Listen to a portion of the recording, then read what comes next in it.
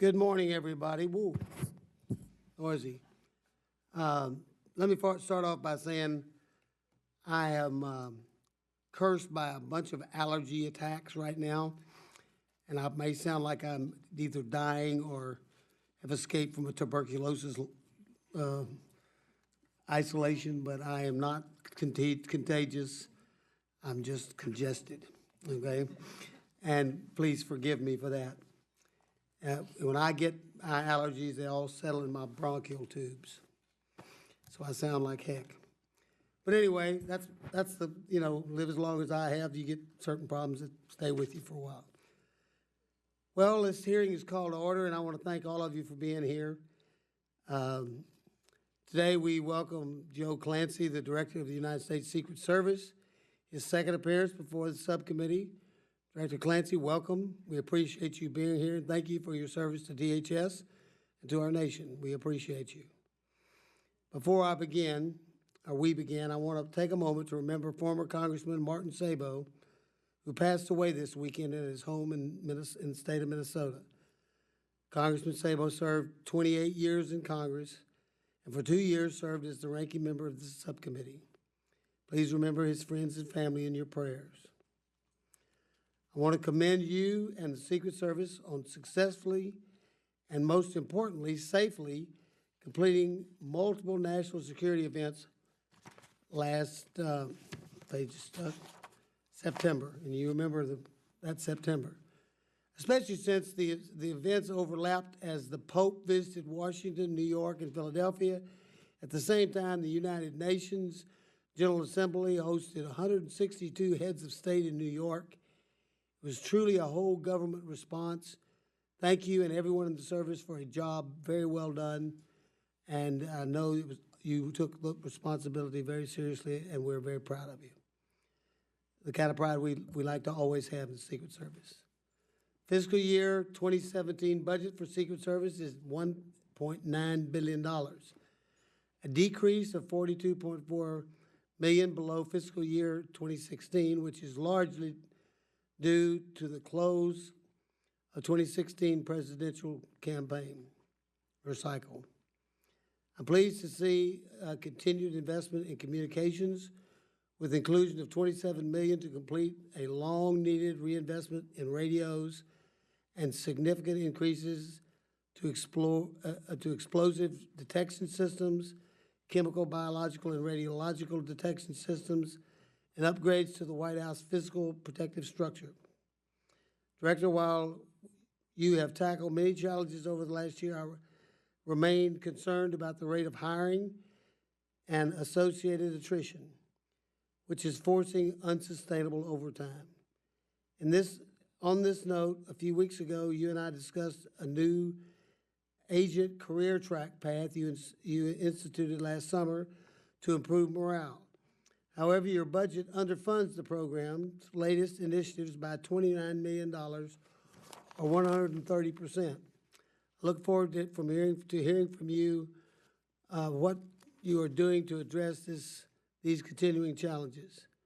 Before I turn you over to make your opening statement, I'd like to recognize Ms. Roble-Allard, our distinguished ranking member, for any remarks she would like to make. Thank you, Mr. Chairman, and I too would like to take a moment to send my condolences to former Representative Martin Sabo's family. He was a tireless advocate for the people of Minnesota and our country, and we have lost a truly remarkable person, and I am saddened by his passing. I hope his family and the people of Minnesota will find comfort in the legacy he built and in the foundation he built for members of the subcommittee and for his state. Director Clancy, welcome to this morning's hearing. I know the past few years have been challenging for the Secret Service, but I am very hopeful that you have now turned a corner on putting the agency back on the right track. Beyond incidents that have brought negative attention to the agency, the Secret Service faced a significant operational challenge last September when it provided protection for the Pope's visit and the United Nations General Assembly while also preparing for the beginning of the presidential nomination and transition process. By all accounts, the the Secret Service performed admirably, and I congratulate you, your senior staff, and all the men and women of the Secret Service on a job well done. I understand a number of TSA and ICE personnel also pitched in support of the effort, so this was truly a DHS Unity of Effort initiative. Other tests will be the nuclear summit coming up at the end of March, the ongoing presidential nomination contest, and the presidential transition next January. Earlier this year, you began providing protection for 3 presidential candidates, in addition to protection already provided to Hillary Clinton as a former First Lady. By the summer, you will be protecting the nominated candidates, and shortly after that, setting up President Obama's post-presidency protective detail. Since the Protective Mission Panel issued its report, the Secret Service has made a number of productive changes, including improvements to the hiring process for both officers and agents, but as we discussed, officer attrition continues to be a real problem. Thank you for joining us this morning. I look forward to hearing from you about the progress you see at the agency, areas you hope to address during the last year of the administration, and how the FY17 budget request will help the Secret Service continue moving in the right direction. I yield back. Mr. Chairman, before we turn to our director, could I say just a word about our colleague Martin Sabo? Certainly. David, I recognize you. I remember Martin Sabo very fondly as just a wonderful man, wonderful colleague, devoted member of this institution. He first entered public life at the ripe age of 22, I believe, when he was elected to the Minnesota House. He later served as Speaker of the Minnesota House and then succeeded Donald Fraser, an esteemed member of this institution, in the U.S. House of Representatives. Martin was a well-established, accomplished member by the time I got here in the late 80s. He served as chairman of the House Budget Committee, and then was the inaugural ranking member of this subcommittee. When this, he had offered leadership on appropriations in a number of areas, most notably transportation. But when this subcommittee was first formed, Martin took on the leading Democratic role on the subcommittee, and that's where I served most closely with him and learned a great deal from him as we figured out what the Homeland Security Subcommittee was all about and what this new department was all about as we undertook that post 9/11 reorganization here in the House. So it's with real sadness and very fond memories that we receive news of Martin's death. And since this is the first subcommittee hearing since that has occurred, I think it's appropriate that all of us pause to remember him and his service to our country. Thank you, Mr. Chairman. Thank you, Mr. Anyone else want to comment? All right.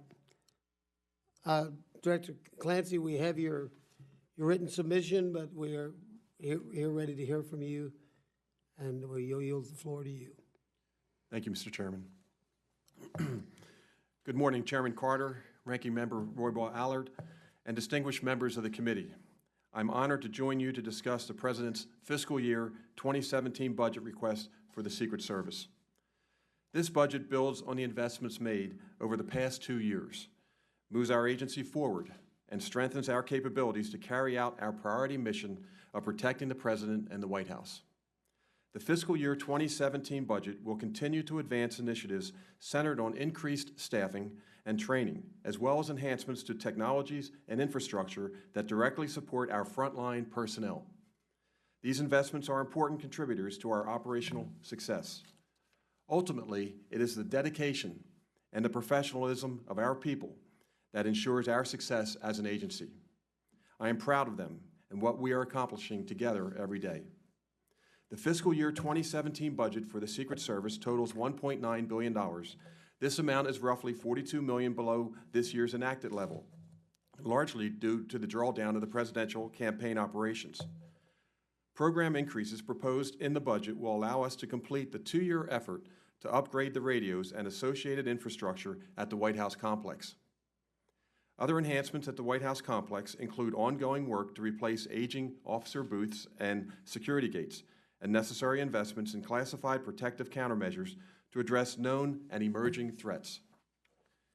In addition to these increases, the budget provides funding for the final months of the presidential campaign activities and to sustain the costs associated with the establishment of the former Presidential Protective Division for President Obama to ensure a smooth transition on January 20th, 2017. The Secret Service is focused on our human capital needs across the organization. Attaining appropriate staffing levels will ease overtime demands on individual employees and further increase training opportunities. In fiscal year 2015, the agency hired 500 new employees. In fiscal year 2016, we are building on this momentum as we work to meet our goals of hiring 860 new employees. In fiscal year 2017, we will continue to maximize our hiring efforts as we work to keep pace with our 5-year human capital plan and fulfill the recommendations made to recruits. As impressive as this achievement is, I am especially proud that one of our special agent trainees earned the distinguished title of 2015 FLETC Honor Graduate of the Year. I congratulate these individuals for their achievements and could not be more optimistic about our future when I see the people of this caliber joining our ranks. While the Secret Service has made significant progress in meeting our hiring goals, we have yet to see the desired impact on our overall staffing levels due to increased attrition. In order to maximize our hiring gains, we have turned considerable attention to the retention of our existing workforce. We have begun retention initiatives available to us within our existing authorities and are pursuing several options for more comprehensive retention initiatives, which will be inclusive of all members of our workforce. Every presidential campaign increases the operational tempo of the Secret Service. This year, a number of national special security events, as well as overseas protective travel, have increased the tempo even further. This increased operational tempo highlights 2 important points. Number 1, the success of these protective trips and events is dependent on more than just those agents and officers assigned to permanent protective details. The majority of the staffing and advanced planning that is required to fulfill the mission is a result of special agents and support staff working in field offices around the world. Number 2, our hiring and retention initiatives are especially critical this year so our employees across the agency can begin to see the benefits of increased staffing levels. With respect to the presidential campaign, candidate protection details are currently in place for Secretary Clinton, Donald Trump, and Senator Bernie Sanders. Work has already been underway for months to establish the security plans for the nominating conventions, which will take place later this summer. In fiscal year 2017, the budget provides $72 million for presidential campaign activities. This includes protection costs for the nominees and their families through the general election, funding for the protection of the President-elect and Vice President-elect and their immediate families during the transition, and funding to secure the 58th presidential inauguration associated events. As we move further into the 2016 presidential campaign cycle, I recognize the next year will remain challenging. As our personnel continue to meet the considerable demands of the mission, my leadership team will support them by building on last year's staffing and retention initiatives. We will continue to advance training as a central component of our success and aggressively pursue the equipment and technologies that are reflective of an elite organization and ensure our employees have the tools necessary to provide them every advantage. Due to the dedication and sacrifices of our employees around the world, the Secret Service has built momentum at a time when the demands of the mission are at its highest. I ask for the committee's support for this budget, which will continue this momentum at a critical time in our agency's history. To close, I would like to take a moment to extend our condolences to the Reagan family on the passing of former First Lady Nancy Reagan. Protecting the President and First Family is an honor unique to the Secret Service. Over the course of 35 years, many fine people served President and Mrs. Reagan with honor and distinction. I salute them all, past and present, for their service and thank the Reagan family for this privilege. Chairman Carter, Ranking Member Royboy-Allard, thank you once again for the opportunity to be here to represent the men and women of the Secret Service. I'll be happy to answer any questions you and the members of the committee may have. Well, thank you, Director. We'll try to stay to our 5 minute, but we'll we'll have a little flexibility. Right to something you mentioned in your conversation when you started. Given the amount of overtime being worked by agents on the President's detail on campaigns and within the Uniform Division, it's obvious the service needs additional agents and officers. In fact, our own human capital plan states you will need 7,600, or your own human capital, plan says you'll need 7,600 people by the end of FY19, an increase of 1,300 above your current end strength of 6,287. However, your FY17 budget only requests 6,772 positions. Congress funded 6,714 positions in FY16 for the Secret Service. Is that number obtainable in light of the fact that the service is losing more agents than they have brought on board? In the last 4 months, you've lost 19 positions. Can you truly bring on 427 people by the end of September? How is the service changing the recruitment and hiring process to ensure that both quality and quantity officers are required? Lastly, it's 7,600 personnel truly the requirement of the Secret Service? If so, your future budget continues to build on this number. Is that correct? I note that FY17 budget only increases by 58 FTE over FY16, and none of those are special agents and uniform division, but instead are all support staff. Could you go into some detail on that? Yes, thank you, Mr. Chairman. When I first came in just over a year ago, I had 3 priorities: staffing, training, and morale. And you've hit on the #1 priority here is staffing. We have basically retooled the way we go about hiring people, trying to condense the time without lowering the quality of candidates that we get to bring in more people, new employees. We've had to retool the way we do business down in human resources, but we've made significant progress in our hiring. As you see, we hired in fiscal year 15 approximately 200 agents. We hired approximately 150 uniform division officers and approximately 140 professional staff people. So in our first year, we've done significant hiring, and we will continue to build on that momentum. We are very confident that this year, fiscal year 16, that we will reach our goals of hiring 312 agents, 312 officers, and over 260 professional staff. We think that we have this hiring process fixed, I would say. But the big issue for us here, and you hit it here, Mr. Chairman, is the retention. We're losing a lot of folks. Our attrition rates is for uniform division, it's approximately 8%. For our agent population, it's about 7%. And for our professional staff, it's about 8%. So we're losing some very good people. And when you think of the amount of time that we invest in training these people, the amount of time that we take to give them the experience they need, and then to lose those, we've got to find ways to keep them. So we've done one initial retention initiative that we've done, which we thought was within our authority, working with the Department of Homeland Security, was to provide a bonus for uniform division officers. It's a 2-year plan. It hopefully entices our uniform division officers to stay throughout this critical time in our agency where we have this campaign going on. Over 1,000 of our uniform division officers signed up for that. But we've got more initiatives that we have on the table that we're looking at within our authority. Just as an example, we're hoping to push out this month a tuition reimbursement initiative, also a tuition assistance initiative. That within our authority, things that we can do to try to entice our people to stay with us rather than move on to other agencies or other opportunities. There may be additional initiatives we may look at further. Of course, we would work with your staff and the Department of Homeland Security and OMB if we go in that direction.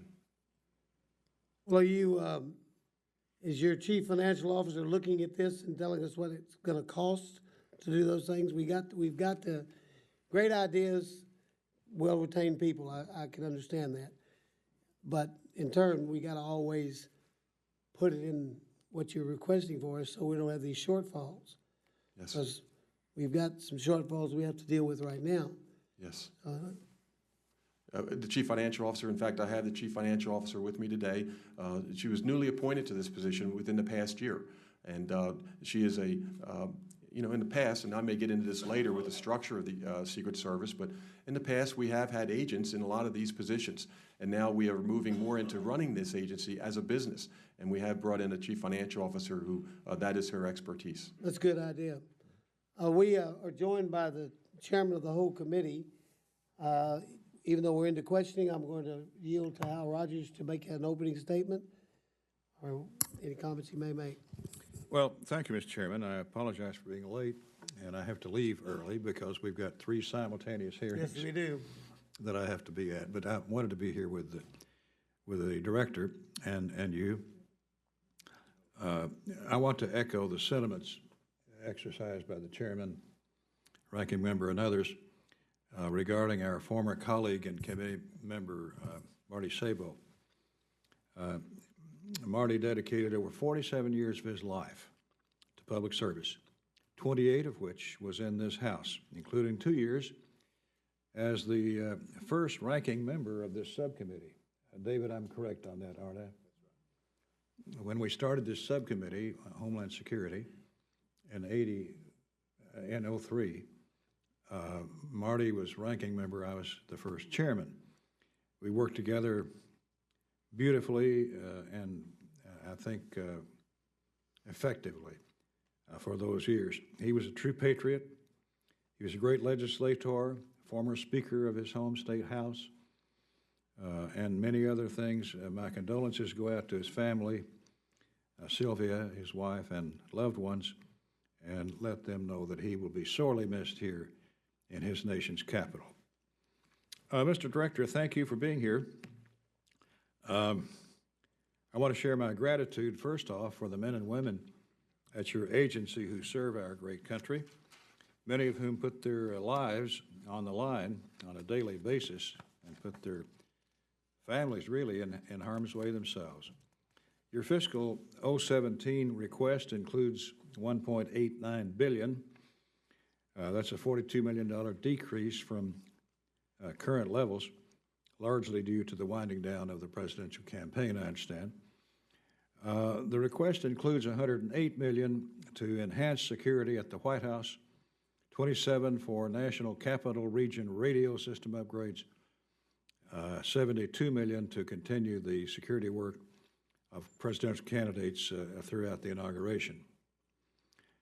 I'm disappointed, though, to see that the request does not include funding for the National Center for Missing and Exploited Children, which has been a bipartisan priority for years. The Secret Service fulfills a very critical mission, of course, of protection and investigation. Your agency is charged with protecting the Commander-in-Chief, the Vice President, presidential candidates, visiting foreign heads of state, among many others. This past year, you were tasked with protecting the Pope on his visit throughout the U.S., as well as over 160 visiting heads of state or their spouses for the UN General Assembly in New York. These were no small tasks, and I want to commend you and all the men and women at your agency for the tremendous job they did. The world was watching, and the Secret Service did an exemplary job. There's much to praise your agency about, but there have also been some major missteps in recent years. There seems to be an overarching theme within the Secret Service since well before your tenure as director began just a short time ago. A number of high-profile incidents in the recent past have called many to question the integrity, culture, and effectiveness of the agency. From a series of unacceptable misconduct by some of your agents to major security lapses, changes need to be made in order for the Secret Service to regain the trust of the American people. While I have to commend you and your agency for being relatively scandal-free since the last time you came before this subcommittee, the bar needs to be set much higher. Leadership starts at the top, and I trust that you're leveraging your career's worth of experience to right the ship at the Secret Service. I look forward to hearing from you today on what measures you've put in place over the last year to address these problems at your agency. One particular thing comes to mind. I was recently in South America and in Peru, I think is the counterfeiting capital of the world. Is that correct? So right now, there's a significant amount of counterfeit coming out of Peru, yes.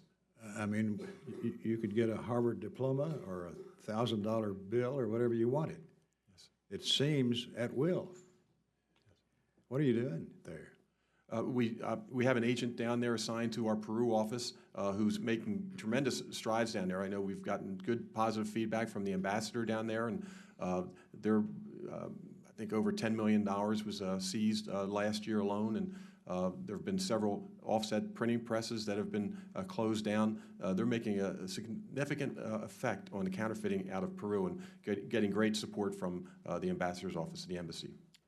Well, that's not quite the report I got. No, sir. I mean, I talked to the ambassador and the head of the agency and so on. You know, they're working hard. I give them that. But the problem is so broad and wide.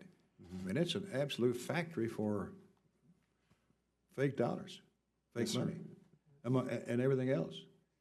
And I don't think we're putting enough effort there to try to stop a real soar on the American dollar. You've got a lot of critically important missions that safeguard the nation's financial infrastructure. You play a vital role in protecting the economy from cybercrime and the counterfeiting.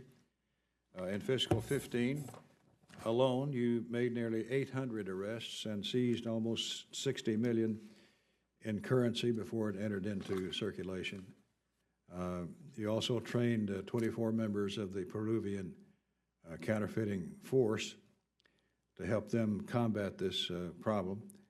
But I really think that we're not doing nearly enough there. And I sometimes wonder whether Peruvians are not too unhappy. I mean, there's a lot of money that's being circulated in their country before it is caught on to be counterfeiting elsewhere. But could you give us a report in due course of time here on how we might be able to beef up our efforts there? Yes, sir. My staff will get with yours certainly to give you a more detailed briefing. I will say that those recruits, the Peruvian recruits, did come up to our training facility here in Washington, and I met with their command structure there as well to talk about how we're doing down there. But we'll take a good look at that, and our staff will give you a better briefing. Yeah, I'm not interested in a briefing. I'm interested in action. Yes, sir. To get something done. I know what's going on there. We just got back. Yes, sir. And met with all the players there. And they're all hardworking, and they're innocent, and they're above board, and they're trying their best, but it's not enough. Thank you, Mr. Director. Ms. Roble-Allard. Director Clancy, you talked a little bit about some of your efforts when it came to hiring and retention. But the Protective Mission Panel in its 2014 report also went beyond the hiring process. Can you elaborate on the status of fulfilling the other recommendations of the Protective Mission Panel? And is the budget request sufficient to allow you to make progress on or to complete all of those recommendations? Yes, thank you. There were 19 recommendations through the Blue Ribbon Panel. We took them all very seriously, and we can concur with most of these recommendations, and we're making a lot of progress. I'm very proud to say we've made a lot of progress in addressing these recommendations. In fact, recently, about a month or so ago, I brought back 2 members of the Blue Ribbon Panel to ensure them that we are taking serious their report, a very well-written report. You know, it started with the structure, say that they talked about an outside perspective with the Secret Service and the culture of starving for management, starving for leadership. So what we did was we restructured the way we do business. In the past, we've had a director and a deputy director, and now we're looking at running this more like a business, as I said earlier. With our chief operating officer we brought in from the outside, from the Department of Defense. This gentleman is with me here today. And that chief operating officer is now overseeing the business aspect of the Secret Service. And we've elevated the chief financial officer, who we spoke about today. In the past, our finances were overseen by an agent. We brought in a subject matter expert to oversee our finances. We created a new directorate, the Office of Strategy and Planning, to look at our 30, 60, 90-day plans as well as our 5-year plan. And with that, we've hired we've elevated a subject matter expert, an attorney. It's not an agent. We wanted to get that outside perspective again. The CIO just recently hired a chief information officer who's a 34-year Marine Corps brigadier general. He was a CIO in the Marine Corps. We were thrilled to be able to get this gentleman, and in a very short matter of a few months, he's made great strides in assessing where we are. We've strengthen that position, the CIO position, so that we can do a much better job in our IT functions. And then we've done some other things structurally, based again on the Blue Ribbon Panel and their recommendations. Training, they said our training, and we agree, was not where it should have been. So we've applied more focus to our training. We split the directorate. Our human resources and training previously was one directorate. We've split that to give both the focus that they need. And our training has increased over the past, last year, fiscal year 15, increased 43%. And certainly leading up to this campaign, we made a commitment to ensure that our details that are protecting these candidates that are out there are well trained. We trained over 940 agents prior to this campaign to ensure that they're set. With the Blue Ribbon Panel, structurally, we made significant changes. It's a much different agency from a management standpoint than it was years ago. Thanks to the funding that you've provided here, our radios and infrastructure there is also going to be improved. Some of our facilities at our Beltsville training facility will also be improved. So we are moving forward with the Blue Ribbon Panel recommendations, and I think making a lot of progress. The Secret Service has had a difficult couple of years with several incidents of misconduct by personnel, suggesting strongly that the culture within the agency had drifted and needed to be changed. The issue has not only been about misconduct, it's also about whether personnel feel confident in coming forward when they become aware of misconduct. For example, do they know how to register their concerns of misconduct, and do they feel confident that their careers will not suffer as a result of speaking out? Can you please elaborate on how your in your openings how things are improving and what the signs of progress are that you can point to, and the areas where you think more progress still needs to be made in this particular area? Yes. Primarily through communication initially, trying to get to our workforce to tell them we can't fix what we don't know, and you've got to come forward and tell us what issues are out there. And we've given them several avenues to do this, whether it's through the Ombudsman, whether it's through our Office of Professional Responsibility, through our Inspection Division, or go to the Office of Inspector General. Any of those avenues, or come to me directly. I have an open door policy. Come to me directly, and we will look into the misconduct that may or may not be out there, and we'll act upon it. But we've also gone out to the field offices, and we've addressed them. I've addressed them personally, and I've gotten every protective detail we have and addressed them, and reiterated the fact that if there's issues out there, we need to know about them so that we can fix them. And I think we're making some progress. We've heard several responses from our workforce where we have taken an initiative and gone out to field offices to investigate what they've reported. Okay, and just very quickly in that same area, one of the recommendations was to implement a disciplinary system in a consistent manner that demonstrates zero tolerance for failures that are incompatible with the zero failure mission. Is that something also Yes. that is currently being worked on? It is the Office of Professional Responsibility. We've just recently elevated our integrity officer to an SES position, again, to highlight the importance of integrity within our agency. We've also through the table of penalties, we've strengthened some of these penalties so that if you're a supervisor and you don't report things up, you're subject to discipline, more severe discipline. So we've gone back and looked at that. And the whole entire table of penalties is under review now to see if we are where we should be with the discipline process. And we're benchmarking against other federal agencies. Mr. Young. Thank you, Mr. Chairman, and welcome, Director Clancy. I recently co-founded a bipartisan caucus on, it's a congressional task force to combat identity theft and fraud. And you know the seriousness of all this, both in your public and private sector experience. It can happen on the individual scale, a larger scale, affecting corporations, businesses, individuals, the public sector. And it's something that we need to take quite seriously, and I know you know that. How will the proposed budget assist the Secret Service? And I look particularly at your testimony here about the Electronic Crimes Special Agent Program. Yes. And how will the budget assist the Secret Service to help prevent and investigate cyber crimes and data breaches? And is the need primarily staff, or is it new technologies, that kind of thing, right, that you need? Thank you for the question, Congressman.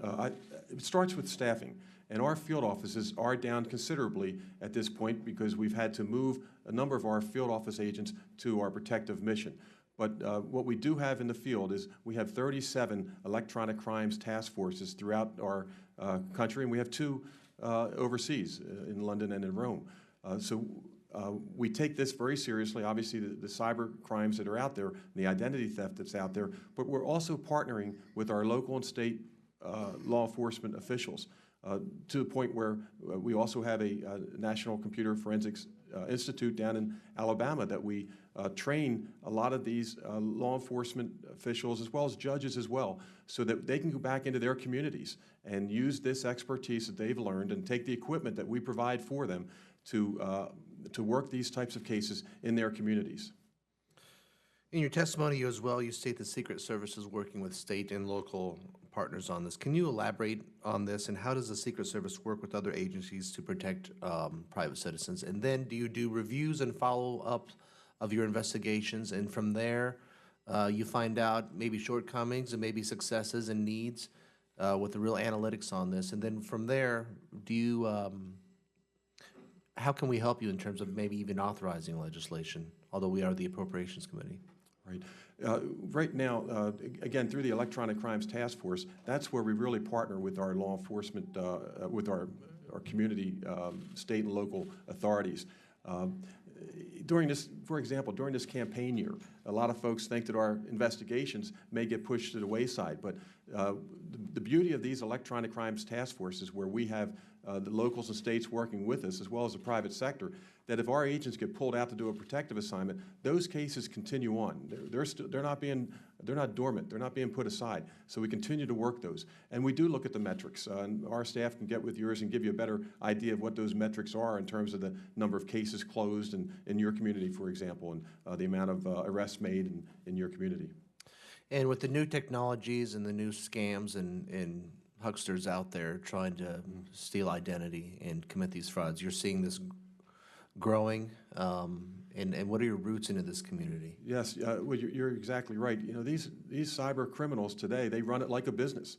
They don't just take their spoils from their crime and spend it. They reinvest it in their criminal enterprise, and we have to evolve and improve our techniques as well.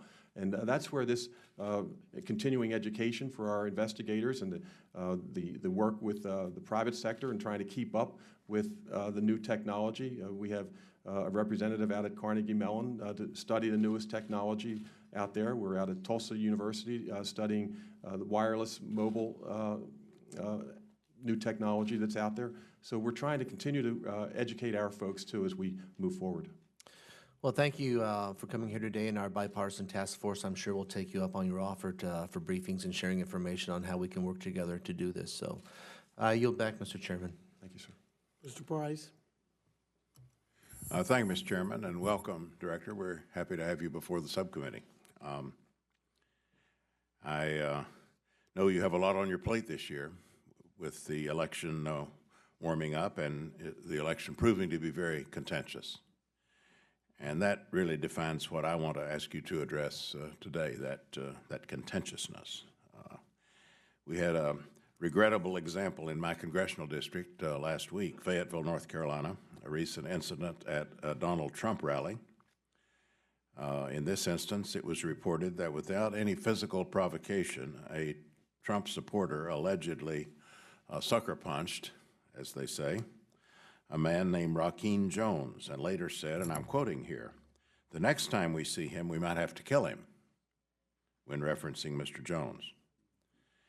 Now, there's a lot of inflammatory rhetoric being used on the campaign trail. I would imagine that's making your job and that of your agents more difficult at a minimum and perhaps more dangerous.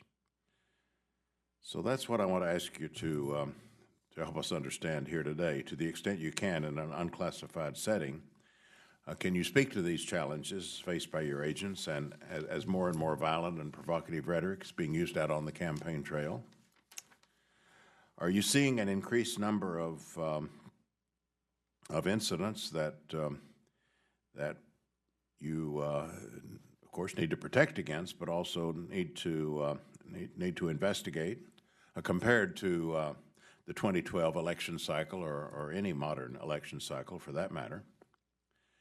And then this vitriol on the campaign trail, has that led to an increased number of threats against the president or first family? Again, to the extent you can comment on this setting, in this setting. Thank you, Congressman, for the question. In general, I will say that every day is a challenge for us. And we talk about this within the ranks. Every minute of every day is a challenge for us, whether any of our protectees is at a large rally where there's a lot of passion and intensity, or whether a protectee is going into a coffee shop. There's every minute of every day we have to be on our game. And to the question that came earlier, even off duty as well, and that's something we're stressing too. But in regards to these, the campaign, it all starts with the advance. And one of the things that we talk about at the advance is that we are there to protect our protectee. If there are protesters, if there are people that are disrupting the event, that is not our primary responsibility. If it's an NSSC, we're more involved that way. But for typical campaign events, as you've brought up here, we sit down with the host committee or the event organizer, and we tell them that if there is someone that you feel is disrupting the event or protesting, it is incumbent upon you to make that decision and then work with your private security that you may have, or your university security, or the local law enforcement to remove the protester if you think that's warranted. Our concern is overt acts of or threats to our protectee. If someone, for example, comes into the buffer zone or secure zone, we're going to respond to that, as we saw in Dayton, Ohio, just this past weekend. We've also had at other rallies where individuals have crossed into our buffer zone over the bike rack. We will remove those individuals, but we do not interfere with the people's First Amendment rights. People have the right to voice their opinions, and it's for the host committee to decide whether or not that's disruptive to that event. Surely the environment matters, though, and the cooperation with, I understand you're saying the cooperation with local law enforcement involves deferring to them mainly in handling protests and presumably counter-protests. The atmosphere surrounding this, though, surely has some influence on how you assess your mission and the kind of complications you might face in executing your mission. And what I'm really asking you is not about, I gave you an illustrative instance, but I'm asking you about the environment surrounding this campaign and whether it has posed those kinds of challenges, and if so, what have you undertaken to deal with this? This is not politics as usual, at least in my experience. Yes. Well, each site, again, we are flexible with our security plan, and we look at all the factors of every event, and we are flexible with our assets. We may bring in additional assets if we feel that there is more intensity, for example, in a rally. We want to make sure we have certain requirements that we want to make sure that we have available to us. And I don't want to get into too much detail here, but we want to make sure, for example, we have a good, clean route in, as well as a good, clean route out. And if we don't feel that we can have some of these basic requirements of a good security plan, then it may require us to bring in more assets or have more discussions with the staff or with local law enforcement. But it's there's a lot of give and take with all these events, and there's no question some of these events create even more challenges for us. But it's our job to be flexible and resilient and make sure we have a good security plan. And your responsibility conceivably could be to advise local law enforcement as to what you're picking up and the additional precautions and safeguards they need to put in place. And you might even advise that a rally be canceled or postponed. Right. We work very closely with local law enforcement. One of the beauties of our field offices is that we have great relationships with the local police departments through our investigative mission. And in fact, for a lot of these rallies and events, our field offices are the ones doing the initial advance work on it. So those relationships have already been formed, and there's a lot of give and take from an intelligence standpoint, from what assets are available, what requirements are needed. So it truly is a unity of effort. It's a team effort. Thank you. Thank you, Mr. Chairman. Thank you, Mr. Price. Mr. Stewart? Thank you, Mr. Chairman. And Mr. Clancy, I want you to know that we, many of us support you, and we understand that, just culturally as a military officer, I'm supportive of law enforcement. I recognize you have a difficult job, that many times you or your agents or others involved with law enforcement have to make split-second decisions that they're going to be criticized on after the fact in many cases. That many times it's under very stressful situations, including life and death situations. And again, I think the great majority of Americans support you and others working with you and want to support you. But that only works, I think, if we recognize that that trust is based on behaviors and holding people accountable in some cases to earn that trust. And that's a bit of a concern of mine, which I'd like to elaborate on here if I could. And going back to quote a government oversight and reform report from 2015, and I'm quoting here, internal USSS data shows that morale is further harmed because many employees do not have confidence in agency leadership. Some whistleblowers told the committee they believe this is due to a culture where leaders are not held accountable. And I know that that was previous to your time or about the same time that you came on, and that's not a critique of your leadership, this quote I just gave. But I'd like to give an example of accountability and then ask you to respond if you would. And I'm not using this example because he's a friend of mine nor because he's a member of Congress. This is Jason Chaffetz. I'm using it, I would feel the same way about any U.S. citizen. And that was where there was a breach of some 60 of his personal data, 60 different items. And quoting from the Washington Post, some information that he might find embarrassing needs to get out, is what the assistant director, Edward Lowry, wrote to another director. And wanting to support you, but also recognizing that that trust and that accountability is so important. Could you tell the committee what disciplinary actions have been involved with those who were responsible for leaking this data of a private citizen, especially in regards to Director Lowry? Congressman, there have been 42 Secret Service employees who were issued discipline with regards to that case that you referred to here. So many of those are in the appeal process and coming to the end of that appeal process. I can't speak specifically about what, because of privacy issues, what each individual received as a result of those actions, but it is something that the agency is embarrassed by, and we've said that publicly. And in terms of are we holding people accountable and are people willing to come forward? In the year that I've been here, we are now putting out showing the discipline across the board from supervisors as well as non-supervisors to be transparent to our agency, to show that what discipline, we're not naming people in this report, but we put it up for everyone in our agency to see the type of events, misconduct that occurs, and then what type of discipline is put into effect as a result of that. You know, I guess this is just a contrast with what I experienced, again, using my military experience. When we had, a concern, whatever it might be, whether we crashed an airplane or some type of security breach. I mean, we knew immediately what the outcome would be. And the discipline was very public, and it took place in a matter of days, maybe weeks.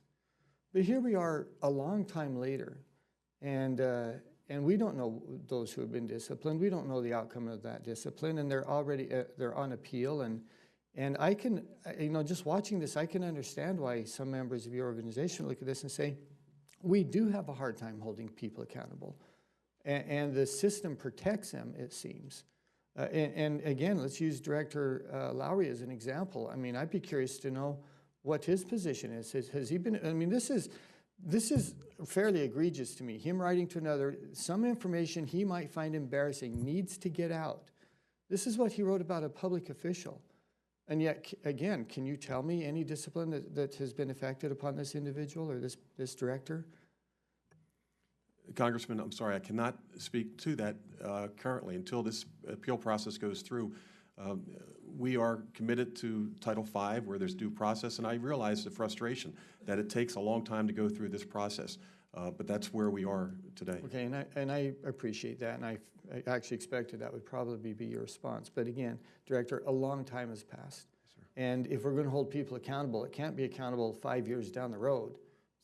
In my opinion, it's got to be something more immediate than that. But once again, we appreciate what you're doing. I think you're trying to do the right thing here under maybe confined, restrictions that are imposed upon you. But my heavens, I just can't imagine that these individuals would have this type of attitude, cavalier attitude regarding, their elected representatives, and they wouldn't be held accountable. But thank you. Yes, do you want to respond or? No, sir. Okay, I understand. Mr. Chairman, thank you. I yield back. Thank you, Mr. Stewart. Mr. Cuellar. Thank you, Mr. Chairman. I also want to echo what Chairman Rogers said, Mr. Director, on the issue with Peru. There is an issue, and even the Peruvians say that outside of Washington, they're the biggest printing press in the whole world. Why Peru? We don't know, but I think just having one Secret Service, and he's doing a great job, by the way, and under the circumstances. So I would echo Chairman Rogers that y'all put a little bit more resources on that, because even though I think you said you got $10 million, that's probably just a drop in the bucket as to what they're doing. So I would ask you to, following Chairman Rogers, ask you to follow up on that and just keep our office posted on that. Second of all, Director, what are y'all doing to combat transnational organized crime that targets citizens and financial institutions in the U.S.? I do have a press release which y'all did in San Antonio. I think it was in January, where you did this San Antonio Electronic Crime Task Force, and you brought people together, and I want to thank you. This is very, very good. I would encourage you to set up something, if you can talk to your folks, do something on the border also, and be happy to bring you down to Laredo and work with your folks, and I'll be happy to put folks from the border law enforcement, state, local folks, academicians, whoever y'all might need, the private sector to sit down. So I would ask you to, if you would do this on the border. Everybody talks about the border. But when they do events, they usually do them 150 miles away, and I do represent San Antonio. I love San Antonio. But if we're going to talk about border, I would ask you to have your folks come down to the border. We'll be happy to set that up for you. Okay. The other question I have, whatever happened to we talked about this a lot, the White House mock-up, what was it, $15 million? How is that coming along? Well, we are committed to this White House mock-up or a building defense. We are in the process now working out a master plan for our RTC, our Rally Training Center out in Beltsville, Maryland, and we have to submit this master plan to the National Capital Planning Commission to get approval for what we want to do. We are definitely committed to this mock White House.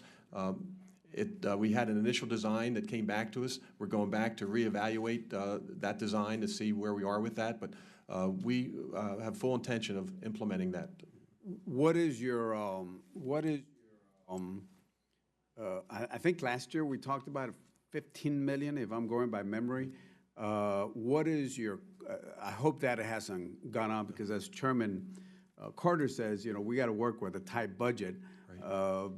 My experience dealing with the federal government is you start out with a number, and then before you know it, it explodes. So has that gone up, and from what amount to what amount? I'm not prepared to say what the amount would be, but I will say that I know the initial design came back, which was a little bit more elaborate than what we really had expected, and the cost was going to be higher. So we've gone back to the drawing board in that regard. Will you keep, certainly Chairman Carter and the members of the committee, the ranking member also, and myself, what the cost is? Because we want to be supportive, but again, my experience has been is you start off with an initial number, and I assume the number they gave you went up and not down. Yes. So I would ask you to just keep us informed, because I originally thought the original amount was a lot. Yes. But again, I understand the purpose and the rationale, but I'm interested in you keeping the cost as close as possible to the amount. Yes, Congressman. Yeah. Thank you so much. And again, the culture issues that were brought up last time you were here, I know there's still some incidents, but I do have to say you're doing a good job, and I appreciate your good service. Thank you, sir. Very quickly on the White House mock-up, last year you asked for $8 million. We gave you $1 million. I know you're going forward and doing studies and so forth. Echo what Mr. Cuellar said, that we be sure and stay with us on this. Don't take us out on a limb and break off on us on this extra expense, okay? Which, Mr. Chairman, is exactly why we went back to get another design. We want to be good citizens here and with the budget here. But it is a critical element, as you've all addressed here. This will really help our training to move into the 21st century here with allowing our people to train on real-life scenarios with the exact grounds that we have at the White House, rather than on a hard tarmac surface. So it is critical, but we know that we have to be very careful with the way we move forward. I'm just echoing what Cuellar said. Director Clancy, the Secret Service is responsible for securing both 2016 Republican and Democrat national conventions. What is the state of planning for securing this year's political conventions in Cleveland and Philadelphia in back-to-back weeks in July? Do you have any credible threat information regarding the events to be held at these venues? Are you satisfied that your fiscal year 2016 funding, along with separate appropriations made available to host states,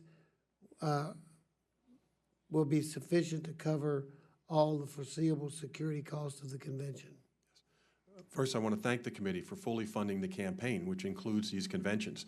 The conventions itself, there's a fixed cost of, I think, $19 million and $40 for just the RNC and DNC, and then another 20 for associated costs with those conventions. But as it is now, we've had individuals out there specifically assigned to the conventions in Cleveland and in Philadelphia. They've been working with the local law enforcement for several months here to work on everything from outer perimeter to credentials, and we're well on our way to providing a very good security plan for these events.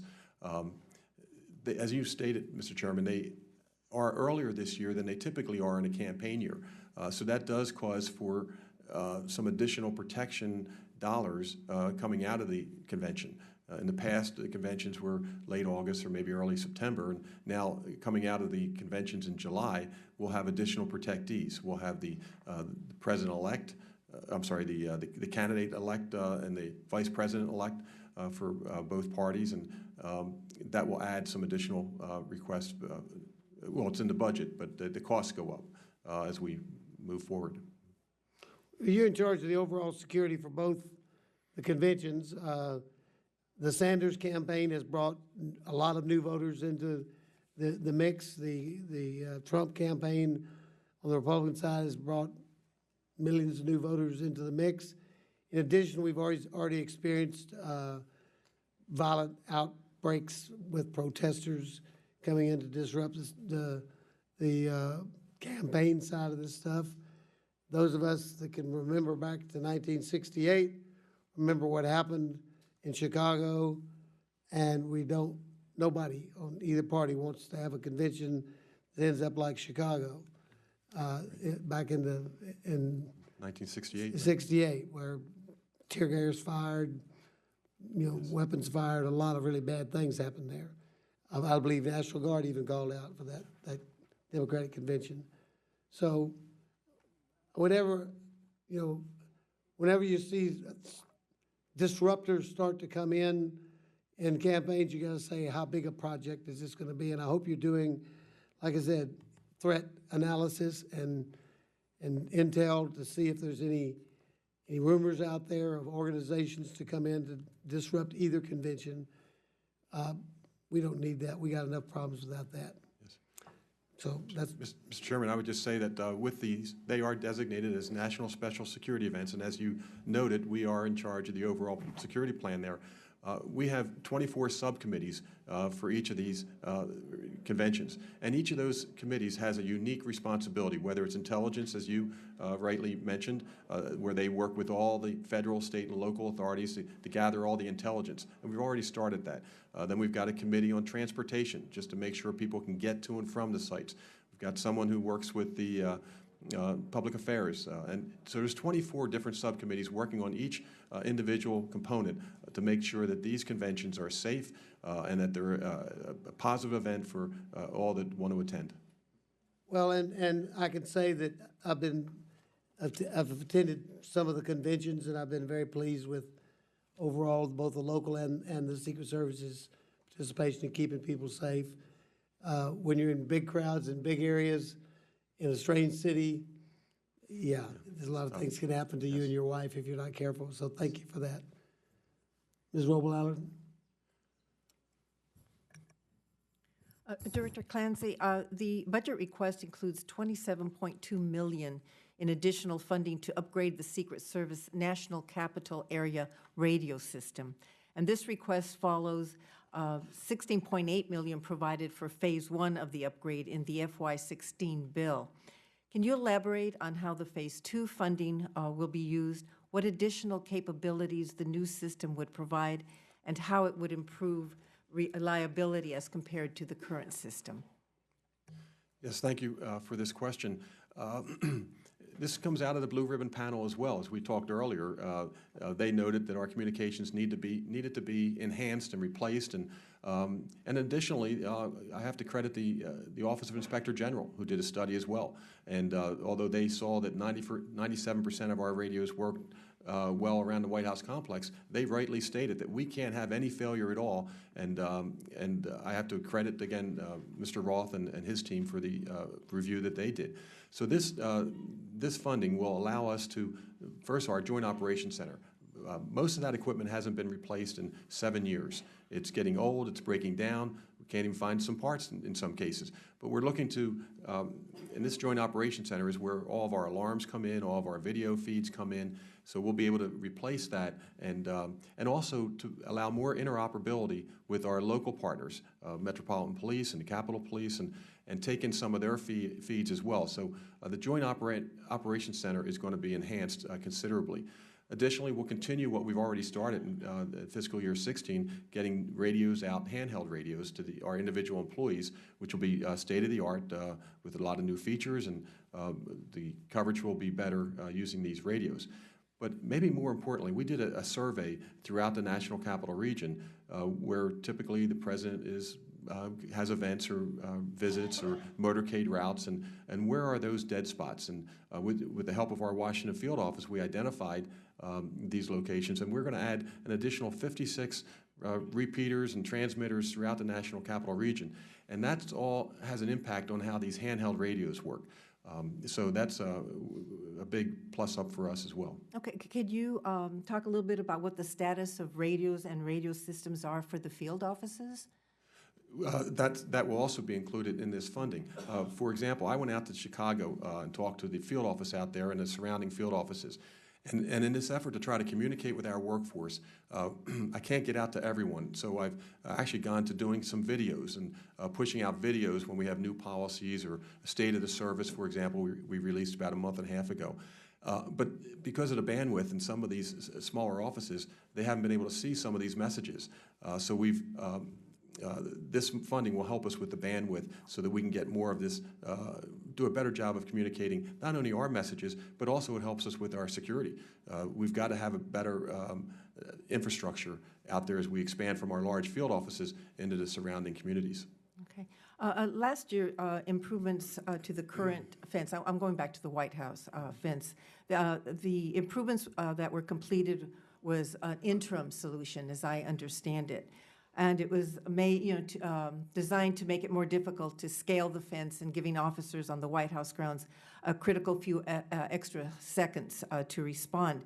Can you describe the improvements to the current fence and whether they are working more or less as expected? And what are the plans and the schedule for completing a new and permanent fence? Yes. The interim measure was placed on the White House fence in July of 2015. We knew that wasn't going to be an end-all, obviously, but it was going to buy us some time if someone did attempt to jump the fence.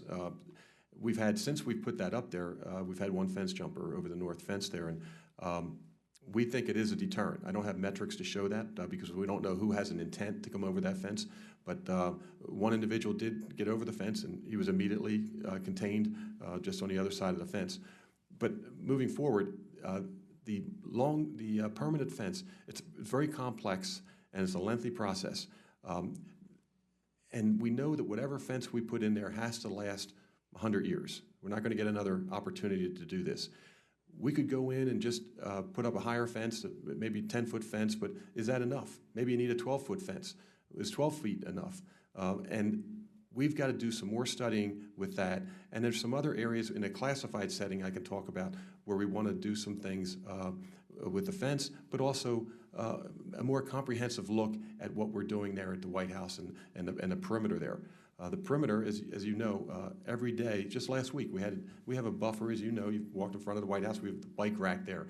And that's been a good help to us we know people can get over the bike rack, but it gives us an early warning that someone has bad intentions. And just last week, we had an individual who went over that bike rack, and we immediately, because we've added some additional posts, we immediately contained that individual right there before they could get to the fence.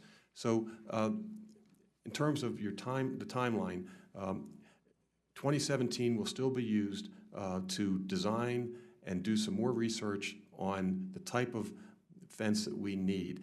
In 2018 is when we expect to be able to actually put a shovel in the ground and start to build a more permanent fence. I can tell you that even last week we met with the National Planning Commission and the Commission on Fine Arts. They feel the same urgency that we do to get this project completed, but we have to do it right, and that's where we are, 2018, actually getting it into the ground, I think. Okay, thank you. Thank you, Mr. Chairman. Mr. Price. Thank you, Mr. Chairman. Director, I'd like to address your relationship within DHS with the Science and Technology Directorate. The Secret Service relies heavily on your colleagues in the Directorate to develop and validate tools that you and your agents use in the field every day. Unlike some of your other DHS counterpart agencies that have their in-house research capabilities, you're more dependent on the department's research and testing capability to ensure that you have the tools and resources needed to carry out your mission. So could you speak to that, to the way you work with S&T, the value add of that important relationship, and how is your ability to fulfill your mission related to funding for science and technology priorities? Yes, we do have obviously a very good relationship with the S&T Directorate in DHS. In fact, their director very recently came down to the White House complex, and we gave them a full tour of our facility and what we have in place. And we've worked with them. One of the bigger problems today is the UASs, the drones that are out there.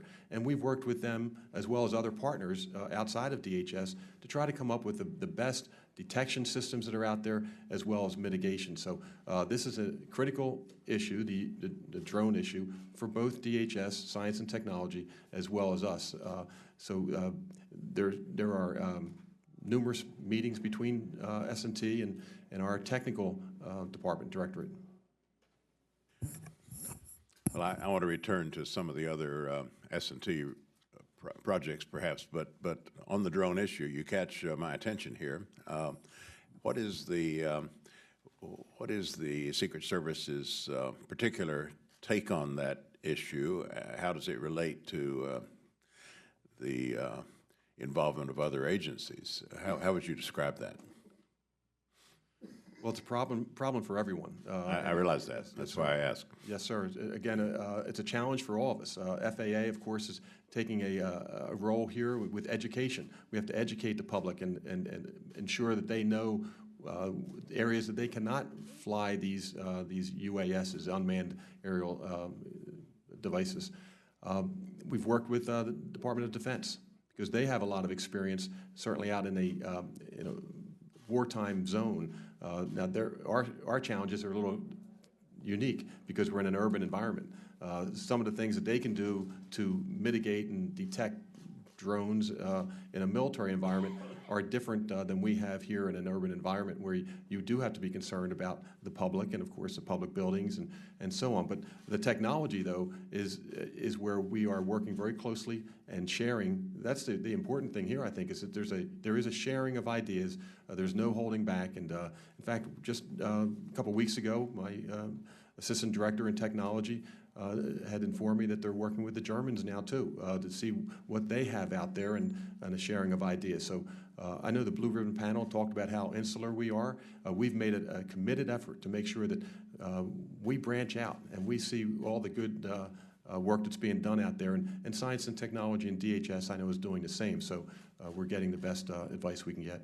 But on the ground in a specific setting, a permanent setting like the White House or special event setting, I assume that those words, detection and mitigation, are shorthand for a whole range of activities. To what extent does the Secret Service take on an independent or a proactive responsibility for this? Right. I don't want to get into specifics with regards to what measures we have in place, but I will say that beyond science and technology, it also affects our staff that are on the ground, our uniformed officers.